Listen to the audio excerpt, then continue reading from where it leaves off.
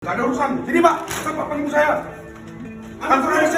Sempat buron, Eric Johnson, debt collector bentak polisi akhirnya ditangkap.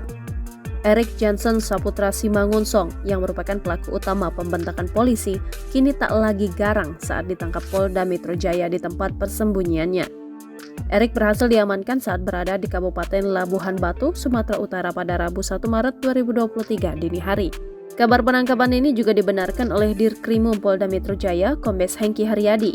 Dia menjelaskan bahwa Eric ditangkap saat tidur di rumah teman pamannya. Daftar pencarian orang atas nama EJS dari Johnson Simangunsong, ya.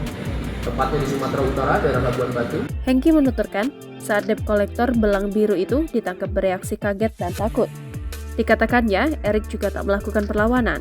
Hengki juga mengatakan bahwa Eric sempat menyampaikan permintaan maaf saat ditangkap.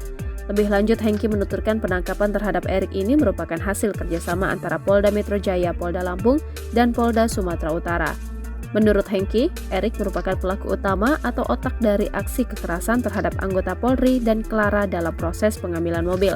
Tentu ini menjadi bagian suatu konsisten dan komitmen Bapak Kapolda Metro Jaya dan jajarannya untuk bagaimana memberantas aksi-aksi yang meresahkan masyarakat, termasuk diantaranya adalah aksi premanisme. Kini, Eric masih dalam perjalanan dari Medan menuju DKI Jakarta untuk diperiksa lebih lanjut di Mapolda Metro Jaya. Sebagai informasi, kawanan debt collector arogan yang mengambil paksa mobil milik selebgram Clara Sinta dan melawan petugas kepolisian di wilayah Jakarta Selatan akhirnya tertangkap. Direktur Reserse Kriminal Umum Polda Metro Jaya, Kombes Hengki Haryadi menjelaskan bahwa terdapat 7 orang debt collector yang telah ditetapkan sebagai tersangka. Sebanyak 3 diantaranya telah ditangkap oleh kepolisian. Mereka adalah Andre Welem Pasal Besi, Leslie Watimena, dan Jaike. Sementara itu, 4 debt collector lainnya, yakni Eric Johnson Saputra Simangunsong, Brian Vladimir, Jamie Matatula, dan Yonri Hahe Mahwa, masih dalam pengejaran.